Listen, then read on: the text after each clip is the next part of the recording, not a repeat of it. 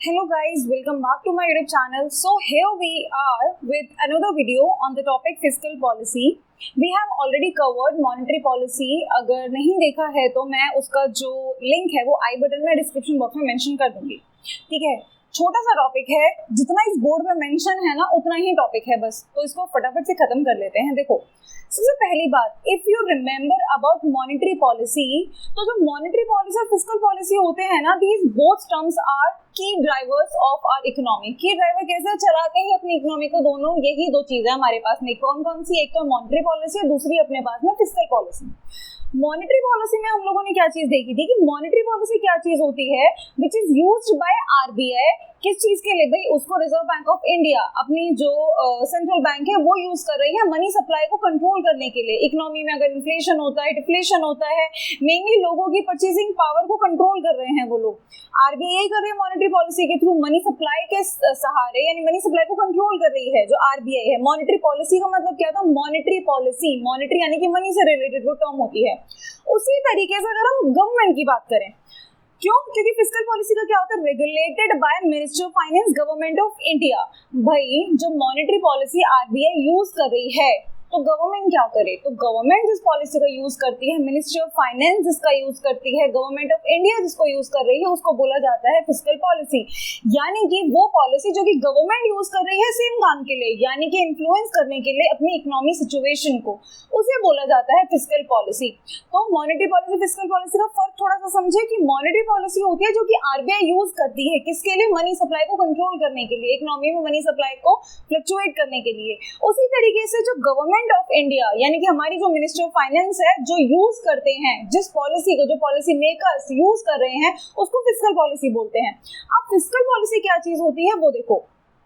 Fiscal policy में क्या चीज होती है? जो गवर्नमेंट है ना, वो क्या कर रही है? अपनी स्पेंडिंग को और जो टैक्सेशन है उसका यूज किया जाता है. गवर्नमेंट के हाथ में क्या है? टैक्स है ना, उस टैक्स रेट को यूज करके, उस टैक्सेशन पॉलिसी को यूज करके वो इन्फ्लुएंस करते हैं अपनी इकोनॉमिक सिचुएशन को.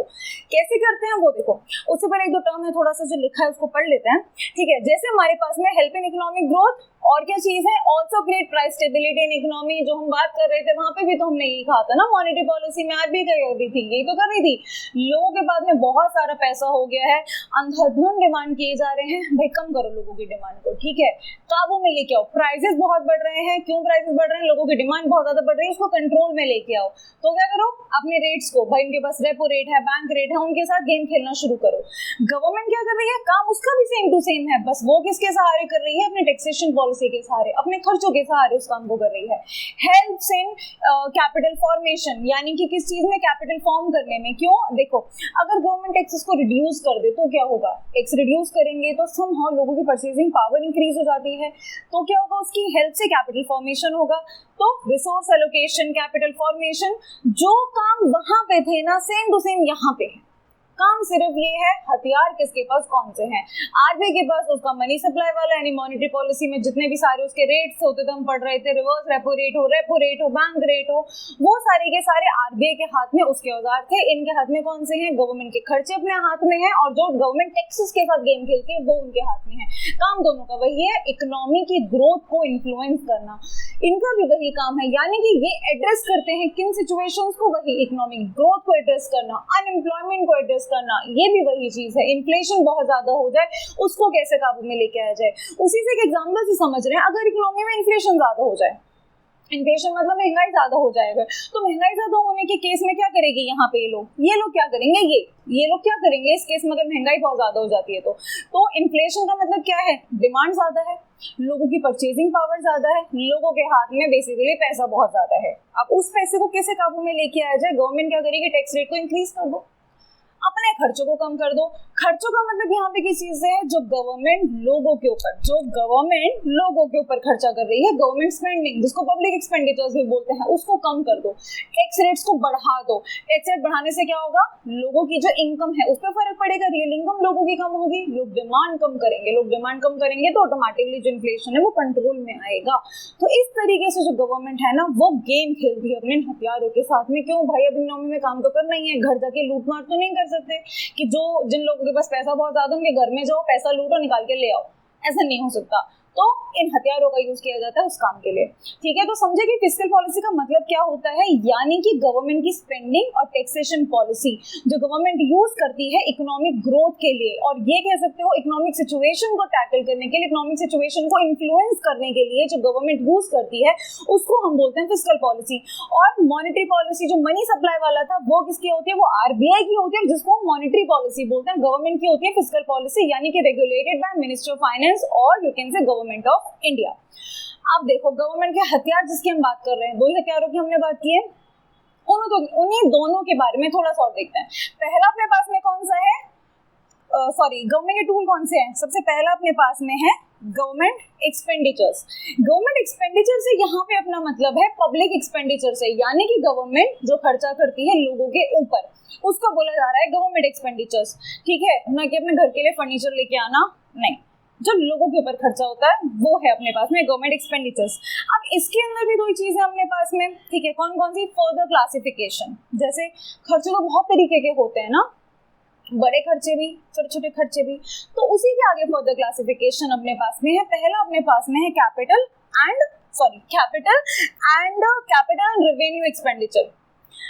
अब कैपिटल कौन से होते हैं, रेवेन्यू कौन से होते हैं, प्रोबेबली आप लोगों ने अकाउंट्स में, बीएसटी में और इकोनॉमिक्स में समवेयर बहुत बार इन टर्म्स को पढ़ा होगा कि कैपिटल कौन से होते हैं, रेवेन्यू कौन से होते हैं। कैपिटल में अपने आते हैं यानी कि जो खर्चे अपने बड़े बड़े खर्चे होते हैं, यानी कि जो गवर्नमेंट जो है ह्यूज एक्सपेंसेस कह सकते हो, गवर्नमेंट की लॉन्ग टर्म असर के ऊपर जो खर्चे किए जाते हैं वो होते हैं आपके कैपिटल। यानी कि जैसे एग्जांपल में हम ले सकते हैं कि अगर सेंट्रल गवर्नमेंट स्टेट गवर्नमेंट को लोन दे रही है, ठीक है, तो स्टेट के लिए वो भी एक कैपिटल है तुम्हारे पास में। दूसरा, अगर हम बात करते हैं ब्रिजेस बनवाए जाते हैं, ठीक है, गवर्नमेंट के, वो कैपिटल है भाई। असट गवर्नमेंट को इंक्रीज करनी है ना, असट करने के लिए अपनी लॉन्ग टर्म असट को इकट्ठा करने के लिए जो खर्चे किए जा रहे हैं वो कैपिटल एक्सपेंडिचर्स में आते हैं। उसके ऑपोजिट रेवेन्यू कौन से होंगे अपने पास में, जो डे टू डे एक्सपेंसेस होते हैं, डे टू डे, जैसे कि इंटरेस्ट की पेमेंट करना, लोन ले लिया, लोन लेना इज योर कैपिटल के अंदर आएगा, लेकिन उस लोन के इंटरेस्ट की पेमेंट करना वो आता है रेवेन्यू के अंदर। तो रेवेन्यू होते हैं जो डे टू डे के होते हैं, कैपिटल होते हैं जो कि लॉन्ग टर्म असेट के ऊपर एक्सपेंसेस किए जाते हैं, वो होते हैं कैपिटल एक्सपेंडिचर्स। ठीक है, तो ये तो कैपिटल रेवेन्यू। इसके अलावा एक और आता है, that is your plan and non plan. कुछ प्लान करके, कुछ प्लानिंग ना करके घूमने जा रहे हैं। एक तो है अच्छी खासी प्रिपेयर्ड, एक हफ्ते 10 दिन 15 दिन की प्लानिंग की गई है बखूबी तरीके से, एक एक पेपर पे नोट करके एक एक नोट छापा गया है, बिल्कुल ठीक है, नोट्स बनाए गए हैं, डायरीज में लिखा गया है, पूरा एक्सप्लेन किया गया, ये करेंगे ये करेंगे ये करेंगे। एक है घर से निकल चलते हैं, जो होगा देखा जाएगा। ठीक है, इतना भी नहीं, बाकी देखते हैं प्लान एंड नॉन प्लान। देखो, प्लान एक्सपेंडिचर्स में आता है the expenditures which are mentioned in NITI Aayog. NITI Aayog सरकार की जो नीति होती है, ठीक है, सरकार की जो योजनाएं हैं नीति आयोग उसमें, ठीक है। अब जो उसमें मेंशन है ना नीति आयोग के अंदर गवर्नमेंट की, वो प्लान एक्सपेंडिचर्स के अंदर आता है, यानी कि वो प्लानिंग की गई है कि हम इस चीज के ऊपर काम करने वाले हैं, उसको वहां बकायदा मेंशन किया गया है। उसी के ऊपर नॉन प्लान के आंसर होंगे जो उस नीति आयोग में मेंशन नहीं है। ठीक है, जैसे नीति आयोग का एग्जांपल हम लेके चल सकते हैं। नीति आयोग के अंदर कि गवर्नमेंट कहती है कि हमें कंस्ट्रक्शन करनी है रोड्स की, ब्रिजेस की, यहाँ पे ये रोड बनेगा, और ये ब्रिज बनेगा, इत्थे ये बनेगा, वो सब नीति आयोग के अंदर अगर मेंशन है, यानी कि उन्होंने प्लान किया है कि कहाँ पे हमें कौन सा ब्रिज बनाना है, कौन सा रोड बनाना है, वो प्लान है, वो नीति आयोग के अंदर मेंशन है, तो वो तो है प्लान एक्सपेंडिचर। वहीं पे अगर हम बात करें जो नीति आयोग में मेंशन नहीं है, जैसे कि आपके पास हो जाते हैं एडमिनिस्ट्रेटिव सर्विसेज के जो खर्चे हो जाते हैं वो, ठीक है, डिफेंस में जो खर्चे होते हैं वो, ये सारे के सारे तुम्हारे पास कौन से होते हैं, नॉन प्लान एक्सपेंडिचर्स। ठीक है, तो गवर्नमेंट के टूल्स में हम बात कर रहे थे, पहला टूल कौन सा अपने पास में, गवर्नमेंट की स्पेंडिंग। मेनली दो ही टूल हैं, गवर्नमेंट की स्पेंडिंग और दूसरा हमने बात की है टैक्सेशन की, जो टैक्सेशन पॉलिसी है जो गवर्नमेंट के पास में उसका रेवेन्यू है। तो पहला कौन सा था अपने पास में, एक्सपेंडिचर्स। एक्सपेंडिचर्स तुम्हारे फर्दर दो तरीके के होते हैं, हमने जो बात किया अभी गवर्नमेंट के खर्चे, पब्लिक एक्सपेंडिचर्स दो तरीके के होते हैं, या तो हम उसे कैपिटल और रेवेन्यू में हम बात कर रहे हैं, या फिर हम बात कर रहे हैं प्लान एंड नॉन प्लान की। अल्टीमेटली गवर्नमेंट के खर्चे जनता के ऊपर, लोगों के ऊपर, पब्लिक एक्सपेंडिचर्स जो हम बोल रहे हैं। दूसरा हम बात कर रहे थे टैक्सेशन की, उसी के टर्म को अगर मैं दूसरा बोलूं तो वो टैक्सेशन है क्या चीज। टैक्सेशन देखा जाए तो गवर्नमेंट की कलेक्शंस हैं, रेवेन्यू होता है टैक्स गवर्नमेंट के लिए, गवर्नमेंट को पे थोड़ी ना करना है, उसको मिल रहा है। और टैक्सेशन का देखो, और टैक्सेशन के ऊपर गवर्नमेंट ऐसा भी नहीं दे रही कि तुम मुझे इतना दोगे तो इसके बदले मिलेगा, सेल परचेज नहीं है ना, सिर्फ गवर्नमेंट की कलेक्शन ही है, वो गवर्नमेंट का रेवेन्यू है। तो सीधी बात है ना, अगर एक आदमी खर्चा कर रहा है तो एक्सपेक्ट भी तो करेगा ना बदले में कुछ मिले। खर्चा करने के लिए पैसा चाहिए भी तो सही हाथ में, वो पैसा आ कहाँ से रहा है, गवर्नमेंट की कलेक्शन से। ठीक है, ये जो गवर्नमेंट की कलेक्शन है उसके सहारे। कलेक्शन क्यों यहाँ पे मेंशन किया मैंने, क्योंकि टैक्सेशन तो गवर्नमेंट का बिगेस्ट रेवेन्यू सोर्स होता है। उसके अलावा और भी तो है, जैसे कि पेनल्टी, चालान कट रहे हैं, वो भी गवर्नमेंट के रेवेन्यू है, उसकी इनकम है। फीस जो है वो गवर्नमेंट की है। सरप्लस अमाउंट ऑफ आरबीआई जो हम बात करें वो भी गवर्नमेंट का रेवेन्यू है। ऐसे तो बहुत सारे कलेक्शंस हैं गवर्नमेंट के पास, लेकिन जो टैक्सेशन पॉलिसी है ना, somehow that's the biggest revenue source for the government. ठीक है, अब टैक्सेशन क्या है, गवर्नमेंट जो लोगों से टैक्स ले रही है, चाहे वो उनकी इनकम के ऊपर टैक्स लिया जा रहा है, चाहे वो हम इनडायरेक्टली पे कर रहे हैं, वो सारी की सारी चीजें।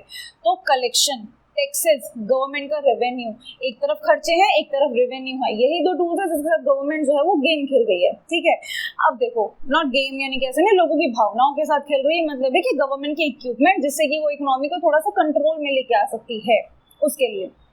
अब देखो, कलेक्शन में हमने बात की टैक्सेशन पॉलिसी।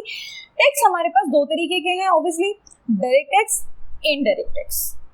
टैक्स वसूलने का तरीका दो है अपने पास में, डायरेक्ट और इनडायरेक्ट। डायरेक्ट टैक्स कौन सा होता है अपने पास में, यानी कि जिसका जो बर्डन है that can not be shifted to another person. मेरे ऊपर, मेरी इनकम के ऊपर अगर टैक्स लग रहा है तो वो मेरे को ही भरना है। मेरे इनकम के ऊपर जितना भी टैक्स होगा उसका बर्डन मेरे ही सर पे रहेगा, मुझे ही वो टैक्स जो है वो आगे जाके पे करना है। ठीक है, वो होता है आपके पास में डायरेक्ट टैक्स, यानी कि जिसका बर्डन मैं किसी और के ऊपर शिफ्ट नहीं कर सकती, विच इंक्लूड्स और इनकम टैक्स, कॉर्पोरेट टैक्स जो होता है वो है आपके पास में डायरेक्ट टैक्स। इनडायरेक्ट टैक्स कौन सा होता है उसके ऑपोजिट। इनडायरेक्ट टैक्स में क्या चीज आएगी, जिसका बर्डन हम शिफ्ट कर सकते हैं। जैसे कि इनडायरेक्ट टैक्स में अपने पास सिंपल एग्जांपल जीएसटी।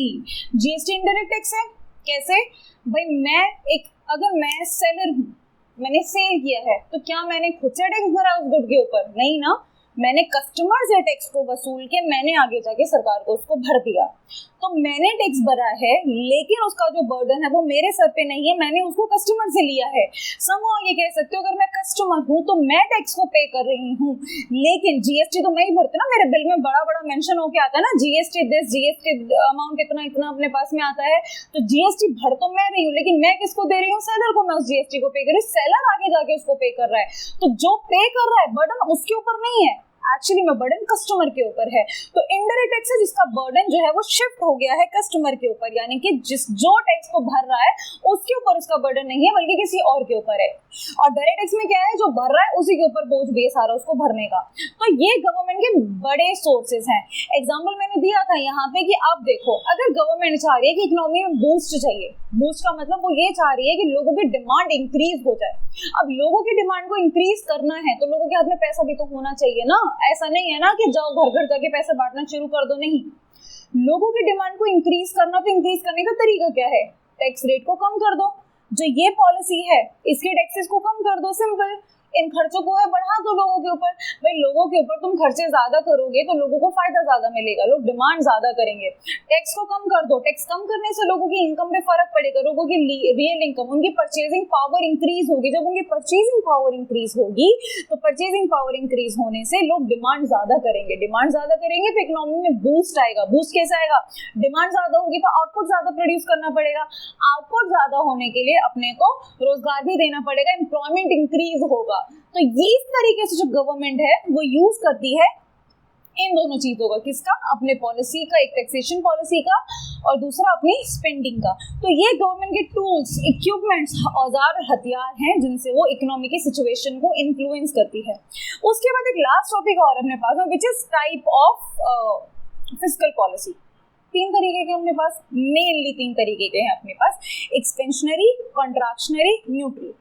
आई गेस नाम से कुछ क्लियर हो रहा होगा। एक्सपेंशनरी, एक्सपेंड करना, कॉन्ट्रैक्शनरी, सिकुड़ना किसी चीज का, और न्यूट्रल, बैलेंस सिचुएशन। ठीक है, एक्सपेंशनरी कौन सा होगा, एक्सपेंड करना, यानी कि गवर्नमेंट चाह रही है to invest more money into the economy. वो चाह रही है लोगों के हाथ में पैसा ज्यादा हो, इकोनॉमी एक्सपेंड करे, लोग डिमांड ज्यादा करें, जिसका एग्जांपल अभी हमने दिया।